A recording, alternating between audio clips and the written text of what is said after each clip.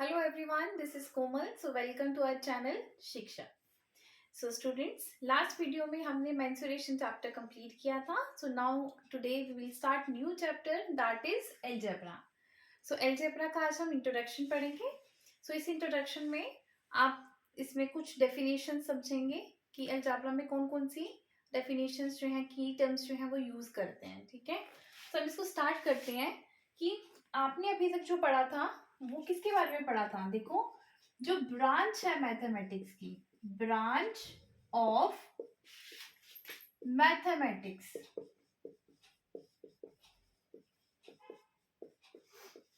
आपने अभी तक कितनी ब्रांचेस मैथमेटिक्स की पढ़ ली. सबसे पहले आपने पढ़ा था arithmetic branch, arithmetic, right. Next है दूसरी ब्रांच है ज्योमेट्री.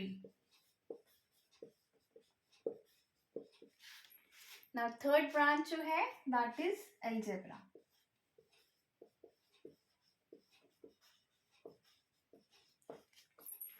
सो जो फर्स्ट ब्रांच है, ठीक है, फर्स्ट ब्रांच में आप देख सकते हो this is the arithmetic branch. Arithmetic means जिस ब्रांच में आपने नंबर्स के बारे में पढ़ा. ठीक है, the branch of mathematics that we studied about the numbers, this is called arithmetic. Means आपने अर्थमेटिक का मतलब हो गया वो ब्रांच मैथमेटिक्स की जिसके बारे में आपने नंबर्स के बारे में पढ़ा, उसको बोलते हैं अर्थमेटिक. क्लियर. सेकेंड ब्रांच है geometry. Geometry means the branch of mathematics that we studied about the shapes. आपने शेप्स के बारे में हमें बताते हैं, तो उस ब्रांच ऑफ मैथमेटिक्स को बोलते हैं हम geometry.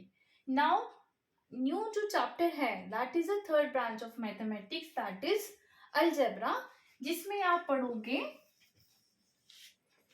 The branch of mathematics in which we will study about the use of letters. आप इसमें लेटर्स को कैसे यूज करते हैं. ठीक है, लेटर्स का क्या यूज है आप वो इस इंट्रोडक्शन में पढ़ेंगे.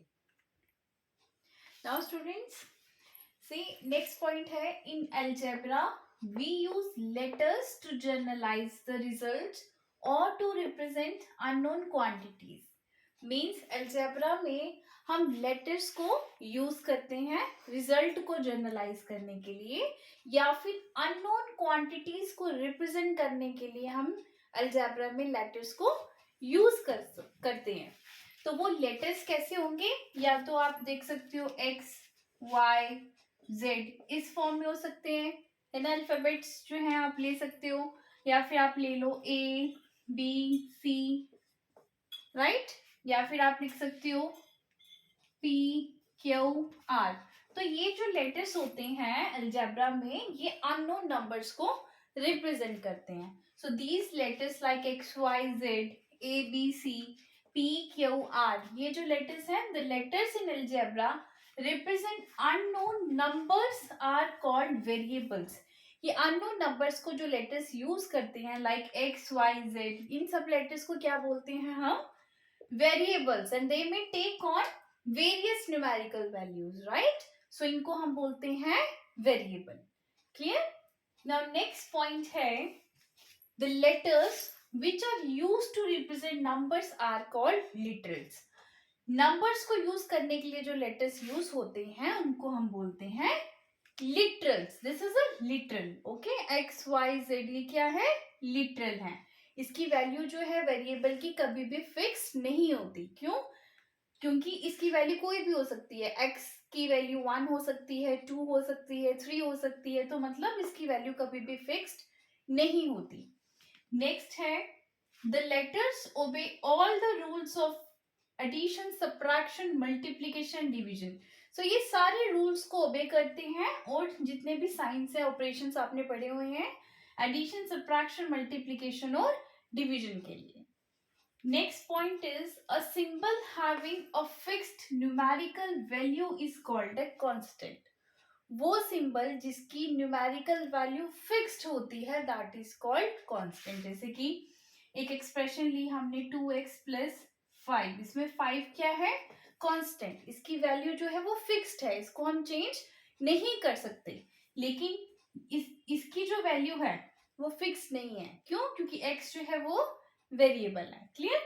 सो नेक्स्ट आता है अलजेब्रिक एक्सप्रेशन। होता क्या है? अलजेब्रिक एक्सप्रेशन का मतलब है a combination of constants and variables. आपने कांस्टेंट के बारे में पढ़ा और आपने वेरिएबल्स के बारे में भी पढ़ा। तो दोनों के कॉम्बिनेशन से, और किस साइन को यूज करते हो आप? ऑपरेशंस को यूज करते हैं। प्लस, एडिशन, सब्ट्रैक्शन, मल्टीप्लिकेशन या डिवीजन के साइंस को यूज करके जो एक्सप्रेशन बनती है उसको बोलते हैं हम algebraic expression. Means it is a combination of constants and variables using 4 operation, that is called an algebraic expression. अब next point is each part of algebraic expression separated by plus or minus, it is called a term. तो हर एक expression में अगर देखो दोनों को separate जो कर रहा है, जैसे यहाँ पे कौन सा ऑपरेशन दोनों को सेपरेट कर रहा है? ये this is an algebraic expression 2x + 5, और इसमें ये जो प्लस है ये इसको सेपरेट कर रहा है, तो मतलब 2x भी एक टर्म है और 5 भी एक टर्म है। तो हम इसको एक अंडरस्टैंड करते हैं with the help of example.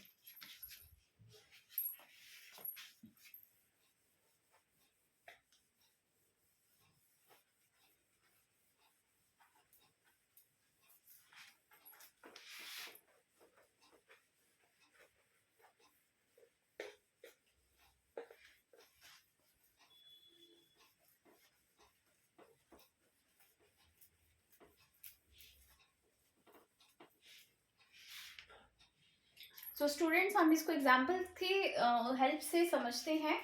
मैंने एक एक्सप्रेशन लिखी, ठीक है, जिसे मैंने लिखा 5x + 10। तो what is this? This is an algebraic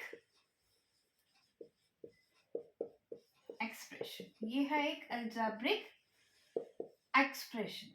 means इसमें वेरिएबल भी है और कांस्टेंट भी है, तो दोनों के कॉम्बिनेशन से जो एक्सप्रेशन बनी, जिसमें जो ऑपरेशन यूज किया है, जो साइन यूज किया है, दैट इज कॉल्ड, ये कौन सा साइन है? प्लस का साइन। तो ये जो बना कॉम्बिनेशन से वेरिएबल और कांस्टेंट की combination, that is called algebraic expression.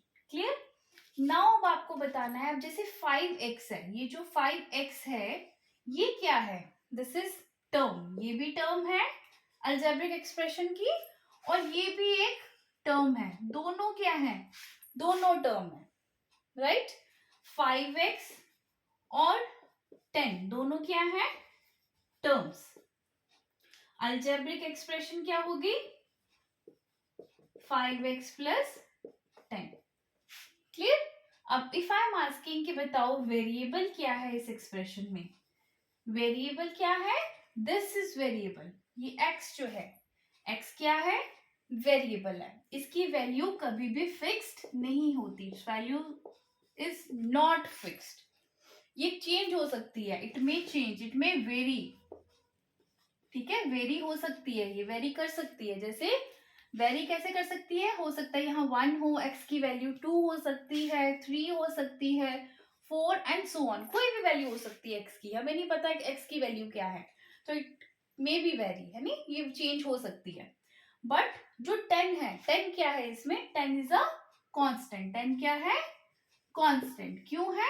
मैंने आपको बताया कांस्टेंट जो है उसकी न्यूमेरिकल फिक्स्ड वैल्यू होती है, ठीक है, दैट इज कॉल्ड कांस्टेंट। वो सिंबल जिसकी फिक्स्ड न्यूमेरिकल वैल्यू होती है, दैट इज कॉल्ड कांस्टेंट। तो if I am asking constant क्या है इसमें?